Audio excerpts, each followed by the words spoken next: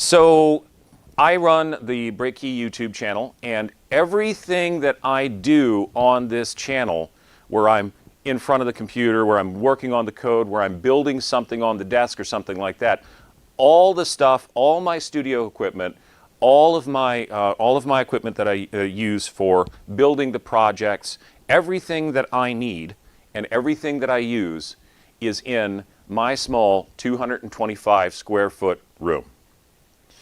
Now, I won't go into the history of why, but suffice to say that I work for an establishment that is a nonprofit organization. This establishment helps others and is a residential facility for others. So as an employee of that facility, I have the opportunity to basically live on the facility at a not substantially lower than market rate for what I'm getting, but lower than market rate for what I'm getting. And so I don't have to worry about the fact that because I'm in the nonprofit space, I'm not making market rate for my skill set. That's fine. I love what I do for work. It's very fulfilling.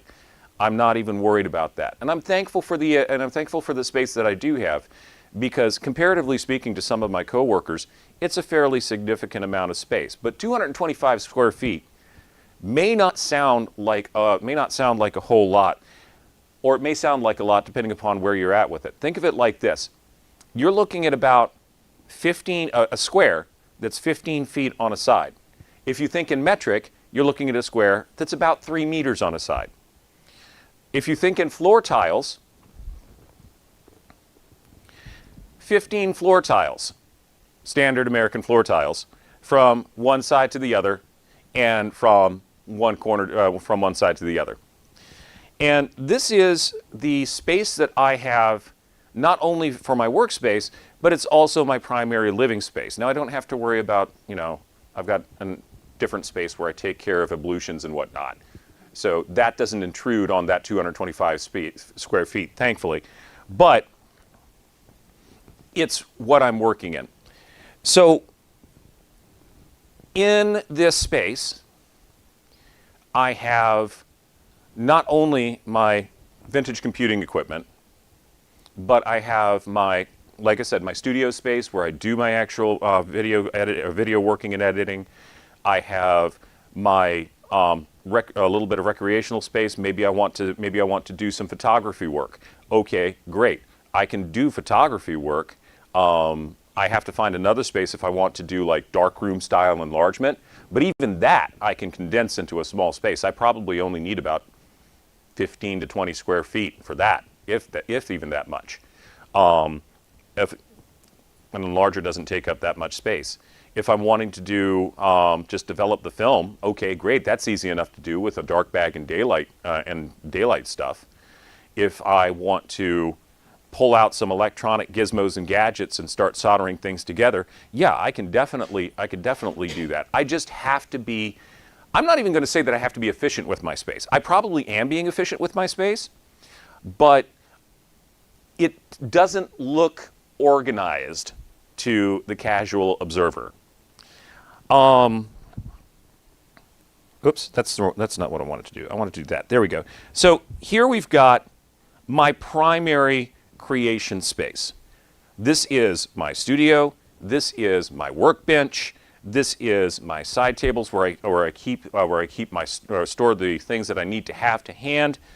And you can see by the chair for scale there, I'm practically in the cockpit of some kind of aircraft or something. I've got the 3 screens set up. I've got the microphone set up. I've got the overhead set up. I've got that 4th screen over there, so I can have some information about maybe what's going out on the internet. My desktop handles all of that. And you see, even I've got a Coco open on the desk in front of me. A project that I'm actively working on is right there on that desk, along with the necessary coffee, caffeination things of that nature. Everything that I need for a given project winds up staying to hand. And this becomes a little bit of a clutter issue at times. Some people may be more organized with that, but I have the benefit of that green screen right there kind of hiding my bed. So if I want to work on something in the morning, I can literally just roll out of bed, sit in the chair, and start working on it. And the way that my brain works, it really helps to just be able to get up, get over there, make the coffee, because I use a French press and I have a little tea kettle that I use, electric kettle that I use to boil up the water, and make the coffee, go sit down at my workbench, go sit down at the desk, do whatever I need to do without even having to worry about going to 15 different places. Would it be nice to have more space? Sure, it would be nice to have more space. But before I start looking at how much I'd have to invest to have more space, I need to look at what I'm doing. And this, more than anything, is a key for me in being satisfied with the 225 square feet I have. What I haven't shown you is my project list. Because I'm doing most of these projects for YouTube, I can simply look at how many videos I'm going to make in the given year, what I'm going to do with those videos, and how much space I actually need to work with that. If I'm going to do something else, I need to plug it in somewhere. If I'm working like for the next couple of weeks on, say, a FujiNet thing, well, I'm going to be sitting there and I'm going to be coding on FujiNet. That's where my brain's going to be focused on. If I want to take a break and go do some photography, I can still go do some photography if I want to. I just need to make sure that I put that into my schedule so that I've set that day aside and I know that I'm going to be remapping my room for the purposes of setting up to do, well, maybe a cyanotype exposure, maybe develop some film, what have you. And I've packed a surprising amount of stuff into this room, including projects that, well, I'm not going to get to this year and may not get to next year. I had the opportunity to pick up a BBC Micro when I was at BoatFest last year, and I've picked up a Commodore Plus 4 that I want to play around with, and I picked up several printers. This is actually the storage space that I put under my bed, where I've got all the things that I want to look at later.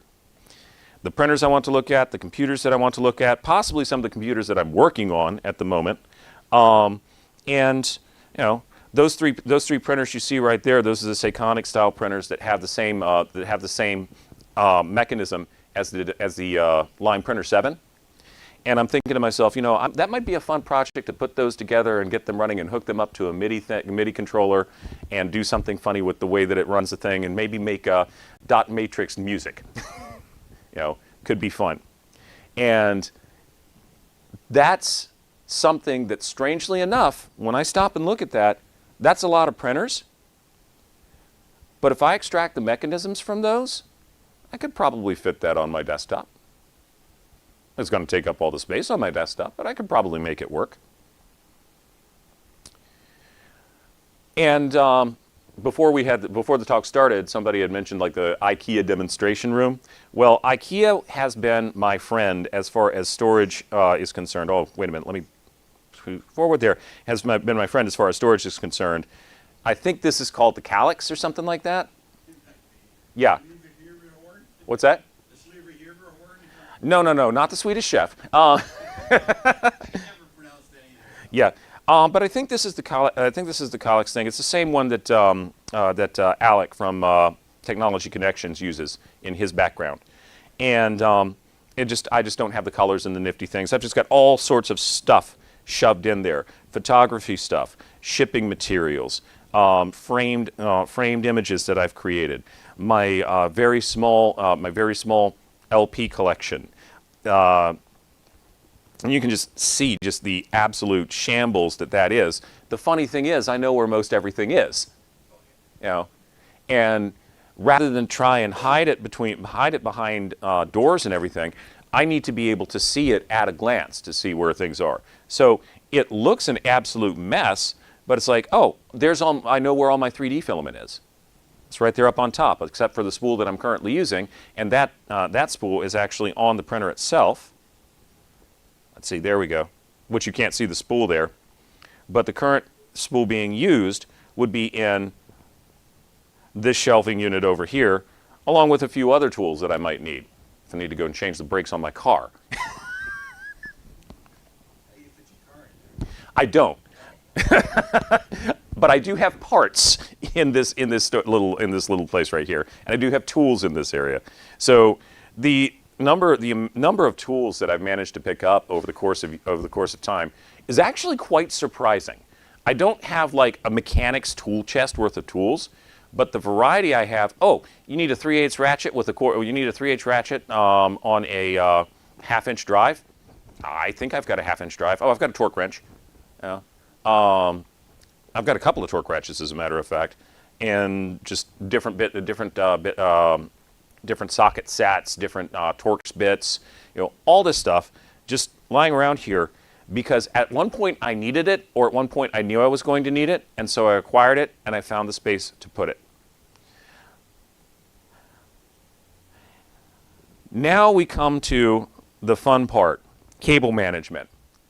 I'm not sure that I know the meaning of the word cable management. This is the part of the studio that any body studio that is almost never seen, which is what's actually behind the control area.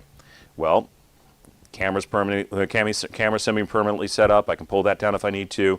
I've done everything that I can to neaten up the wiring. CoCo3 is sitting there because for some odd reason I keep thinking, I'm gonna play with that at some point, and then it just became a convenient place to keep it. But everything is really compacted in there.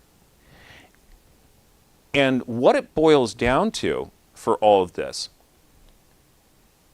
is not much more than thinking about how I'm going to best make use of the space that I have available to me.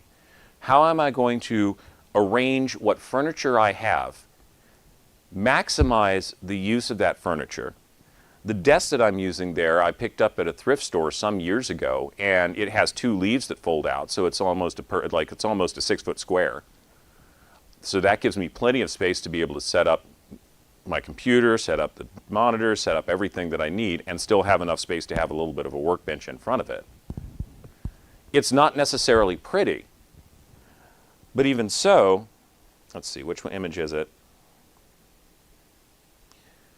Where that shelving unit is, I have enough room there that if I need to unfold a 6-foot table to do a little bit of work that needs that table, I can unfold that 6-foot table, start doing the work. It's a little bit difficult for me to move by, but I can do it. I can, if one of my hobbies being photography, I keep talking about cyanotypes. If I need to get a UV lamp, which I have, it's in that I think it's right about here-ish somewhere. Oh no, it's actually right here. There it is. If I grab that UV lamp down, I set that up, hang it up off of something, and then shine that down on the paper that's coated for the cyanotype and everything.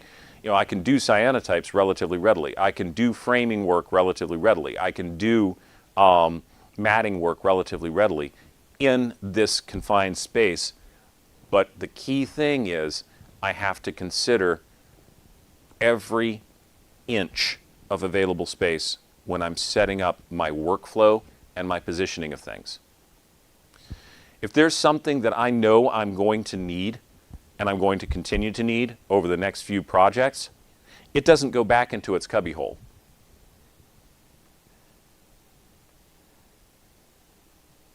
It stays on one of those desks.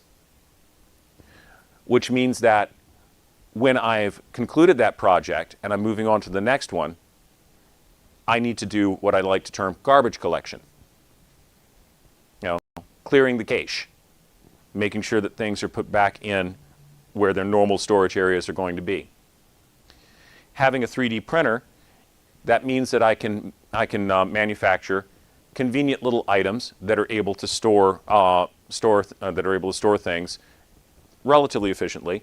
This green box right up here actually has a collection of what is it? Just about every single resistor value that you can possibly get. I can't remember how many different values I have, but there's a lot of them in there. And so, oh, I need a 1/4 watt resistor of a particular resistance. There's that. I've 3D printed that, and 3D printed that, grabbed some bags to put the individual resistors in so I can more easily catalog those. Takes a little bit of time. And in thinking about this, we go into the idea of time. I have to spend time preparing the space I'm going to work in. I have to spend time preparing my mind for what I'm going to be doing next. I leave myself room, like if I've got things cached off on the side, or if I've got a few things set over where, you know, I can readily grab them, then, oh, I want to go out and take pictures today.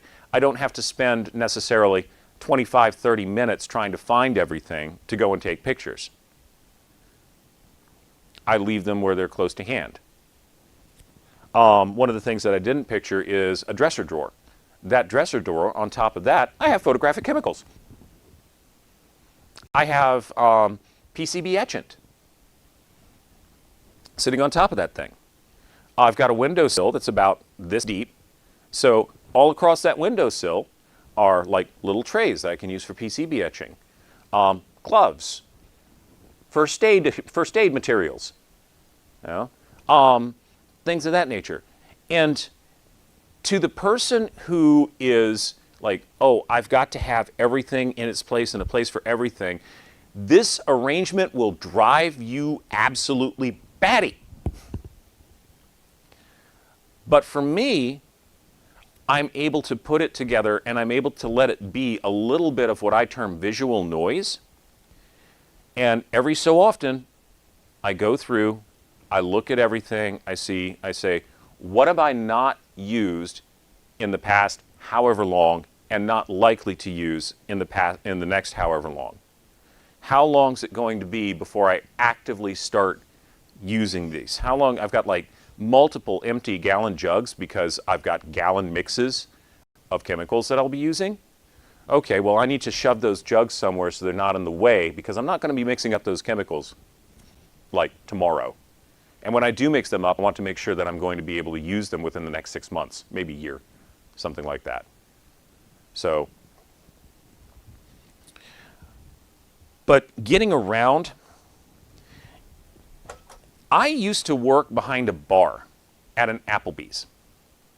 So being in a tight space like this and moving around in a tight space like that, I've learned how to adjust myself to that. And most key, this room is where I sleep. This room is where I maybe like watch TV, watch YouTube or whatnot. This room is where I do some of my recreation. I do most all my creation, most all my making in this room. But most key is I remember there's something on the other side of this window. There's something on the other side of that door. There are people over there. There is open space out there. There are things that I can do which will clear my mind if I feel cluttered, compressed, or clenched in. And it's absolutely necessary for me to be proactive about getting up and getting out, because if I don't do it and I get myself stuck in that room, I'm not going to be functioning at my optimal levels. I'm not going to be able to live with my own organizational scheme if I don't get out and about. Now, I've never been a small house person, as in like I've never actually lived in, like done the tiny house thing. But having had this, having this experience, I know for a fact that if the opportunity arose for me to have my own 300 square foot tiny home, and it had vaulted ceilings or something like that, I had extra footage on top, I could build that out and I could do a lot with it. But I also know that it would not want to be a place where I would want to spend more than about, I'd say on the outside, 48 hours at a time. I would want to get out and away from it.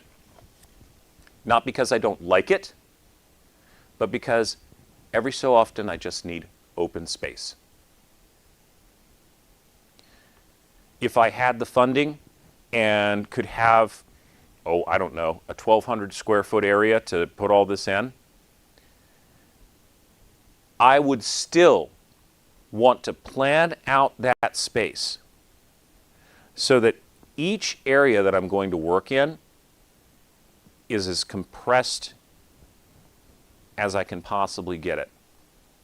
Because when I go in a place to work, I want everything that I need to be to hand.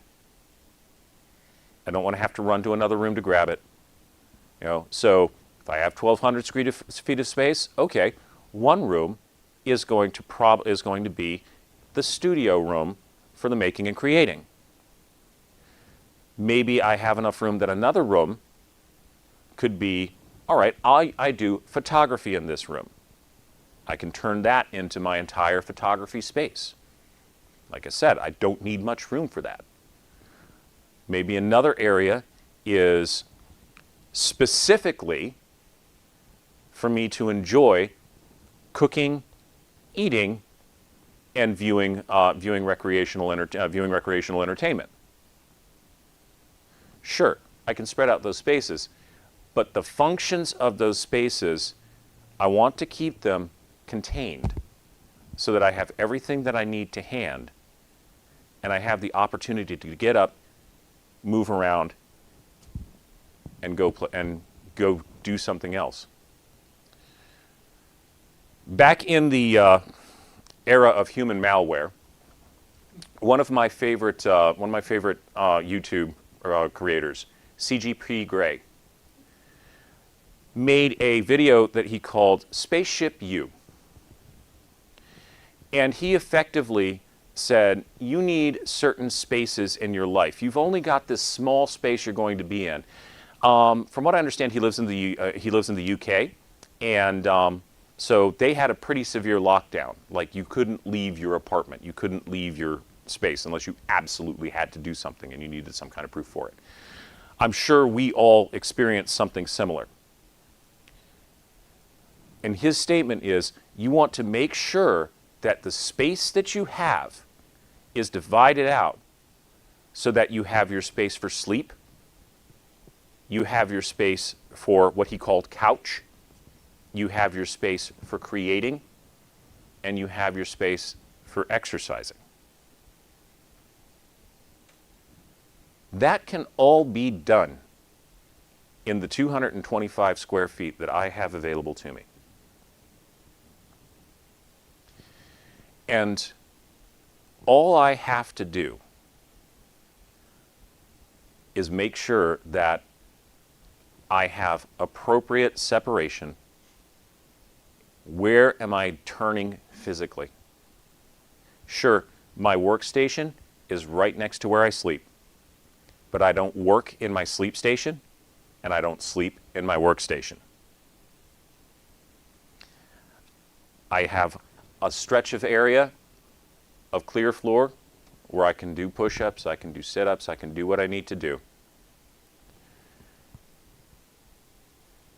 And if I want dinner, I don't have to eat in my room, thank the good Lord.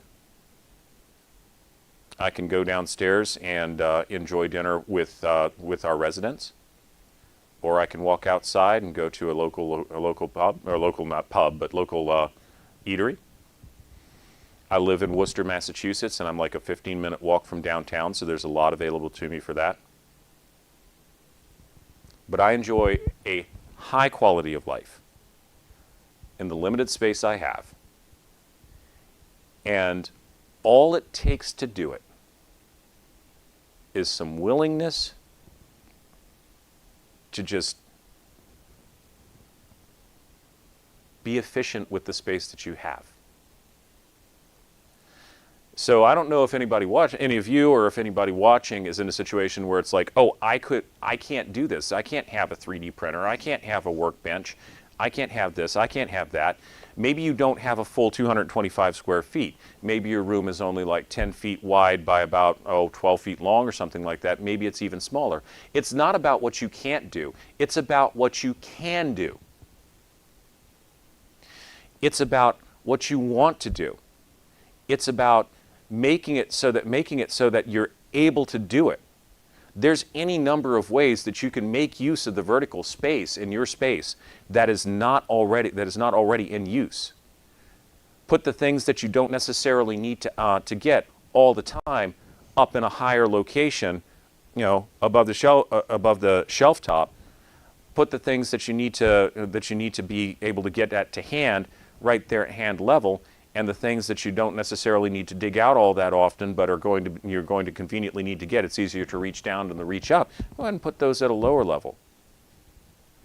Make use not only of the square footage you have, but of the cubic footage you have. Sometimes we forget.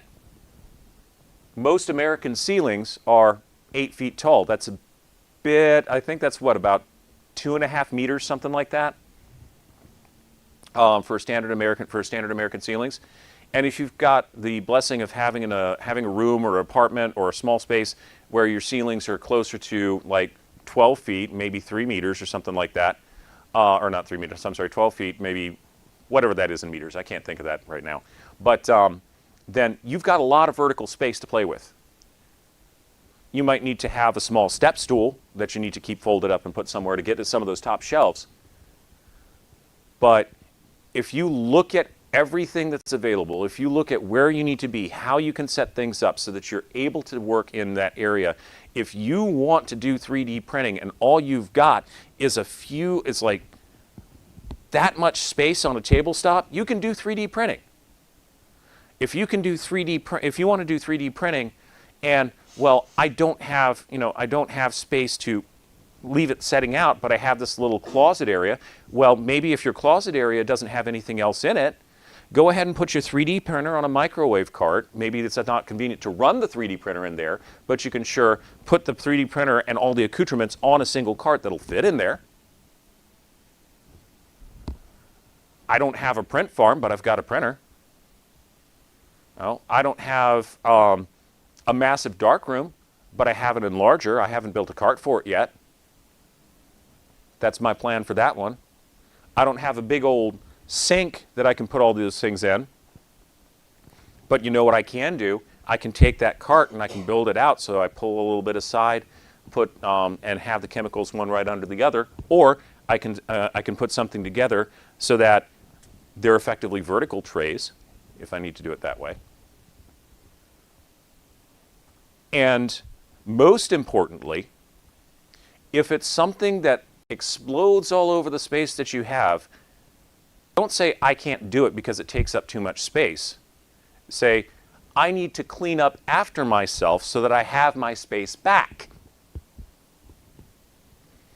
Because probably you have enough space that you're able to do the things that you want to do, as long as you're willing to make certain sacrifices, maybe compromises, in how big they're going to be. And if they're too big for even that, well, that's what makerspaces are for. Find out if there's somebody who has a print farm. If I've got a project that happens to, be a big project that I need to set down on some kind of CNC table, well, for my workplace, I happen to operate our CNC mill. I've got a 4-foot by 4-foot CNC mill down in the basement. If I want to do a project, I'll talk to my boss. I'll say, hey, can I do this project? He'll tell me whether I can or I can't, and if he allows me to, I'll just go down there and do the project. I find another space that has what I need, preferably already there. Is it convenient? Not really. But the lack of convenience makes me think, is it something that I really want to do? The need to be efficient about how I put together my life, how I put together my project list, how I put together my space, makes me think, is this something that I really need? Is this something that I'm going to do? Is it something that I'll enjoy? Sure, I'll enjoy it. I'll probably enjoy the heck out of it. But is it something that I'll enjoy and be able to do anything with now? Are there acquisitions that I need to make now in order to enjoy it 2 years from now, or can that acquisition wait a little while? I want a TRS-80 Model 2. I would love to play with something like that. Right now, I don't have the space for it. And I've learned enough about myself to understand that if I were to get it and bring it to my current space, I would probably manage to find a way to set it up and play with it and have fun with it for, a week or something like that. And then I'd get frustrated because it's taking up all this space and I'd have to find a place to store it. So, rather than frustrate myself with a project that I'm not going to be able to enjoy fully, I still say, I want a Model 2. Eventually, I'll have a Model 2, or a Model 16, or a Model 12, or something like that. But I'm also going to say, where am I going to find space for this? How am I going to find space for this?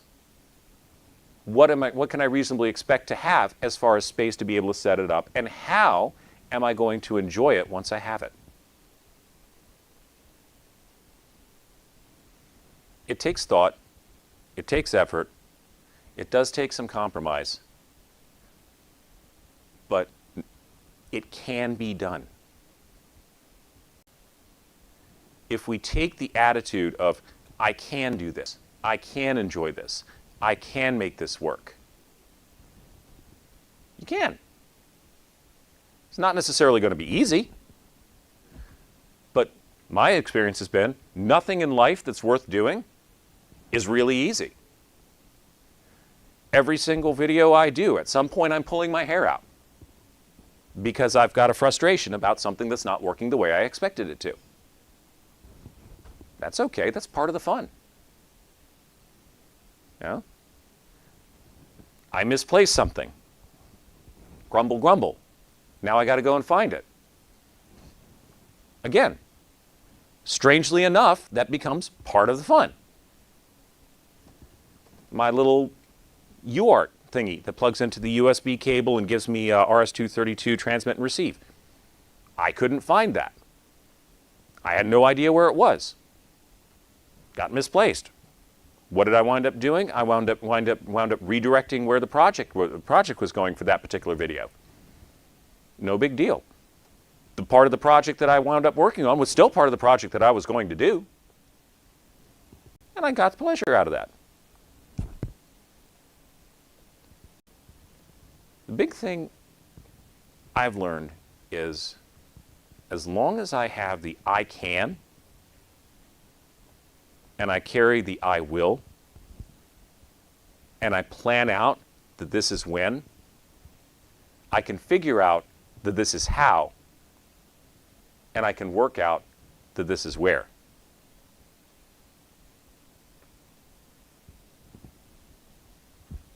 And I can do it in 225 square feet. Any questions?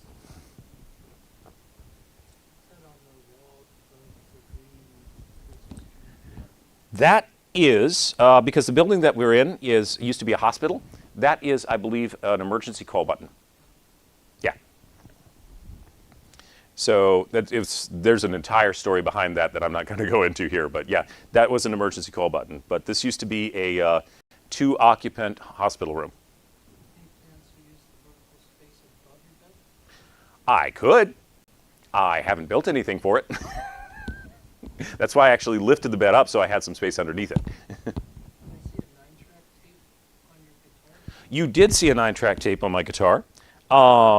That's a project that I haven't rolled into. Where'd it go? Oh, there it is.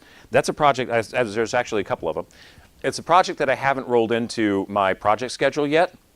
But this thing, those two things, I want to turn them into a clock. And I want to turn them into a digital clock using 8-segment displays. And the 8-segment displays made out of the tape as it flows through. So like basically have it so that the capstans give the tape a little bit of a twist so that the off segments you see the edge of the tape and the on segments you see the flat of the tape. And that's a project that I will be able to do in that 225 square feet. I may have to move a camera and I may have to set up the 6-foot table, but I can do it in that 225 square feet. Yes, that's my wardrobe. That's another thing is like I'm not big on having a lot of clothes. So like I have maybe a week's worth of clothes that I keep available at a routine basis. That also really helps. If you're big into clothing, then your space requirements will increase as a result of that.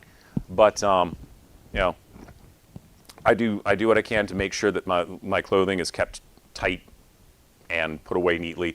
That is one thing that I do keep organized. It doesn't cache on me, is my clothes, because I know that those will turn into a great deal of a space suck if I don't put them away properly. Any other questions?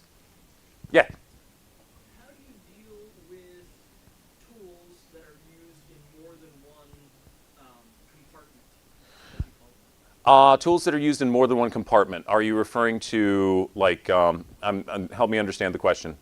Like, say you have one tool Mm-hmm. that's used in one of your compartmentalized spaces, Right. and it's also used in another one, and you have one of them. Mm-hmm. Do you buy a second? Not usually, because I'm not usually using both spaces simultaneously. I've not discovered the secret of divine bilocation, and even if I did, I don't think the causality matrix would allow me to remember both of them. So I just, I'm sorry, that actually was meant to be a joke. But but if I have one tool and I need it for this function over here and that function over there, it's 225 square feet. I just go over to where it is and I grab it. So not a big deal. I just try to remember that my car tools, if they're in the trunk of my car, I need to get them out and put them away. Any other questions? Yeah. Yeah, it might not be a question, but it might be a tip or a comment. Mm-hmm. Have you looked into RV stores and like Camping World and whatever? They're really great for space-efficient ideas and concepts. Have I looked into the RV stores or camping stores for space-efficient ideas? Generally, no, because although the space efficiency ideas that are used with RVs are great, my 225 square feet does not include cooking space, does not include things that you would normally find in an RV that are necessary, because when you're looking at RV space efficiency, that has to contain everything that is necessary for like basically off-grid functionality. And so what I'd wind up with are, sure, there's some great ideas that are there, and if I'm doing the tiny home thing, that's exactly where I'm going to go. Is I'm going to look at what's going on with that. What is the minimum amount of life maintenance equipment that I need? Like how many sets of plates do I need? How many how many cups do I need? That kind of thing. That it makes great sense for that, but for like just my day-to-day routine, this was not something that I did over the course of like a day or a week or a month. This is something that I did as things began, as I noticed how much was accumulating. I needed a storage solution, and I needed a storage solution that gave me a lot of compartments and a lot of capability, and most specifically, I needed a storage solution that had a vertical space such that I could fit my my LPs in there. That made it so that milk crates banded together wouldn't work. I had to go to IKEA and get a Calyx because the Calyx has the appropriate space for that. And because I knew I had enough ceiling height, I could get the 5x5 and have all that space available. RV stores, that's great, like slide things away, multifunctional areas and things of that nature. That will be helpful if I wind up truly tiny homing. if that makes any sense whatsoever. Oh, Yeah, but I'm definitely not discounting it. It's definitely something to be looked into. If you're looking for ideas for for how to utilize a small space and how to efficiently utilize a small space, then definitely looking at going to an RV or camping store will help. The other thing that can help is looking at people who have done van life, looking at YouTube folks who are doing the tiny house thing. How are those things built out? How are they set up? what are they using for their solutions? And ultimately, I still go to this. Just because you see something that's great doesn't mean it's going to work for you, but the ideas can be helpful, just like you were saying. Yeah. Anything else? All right. That's me done.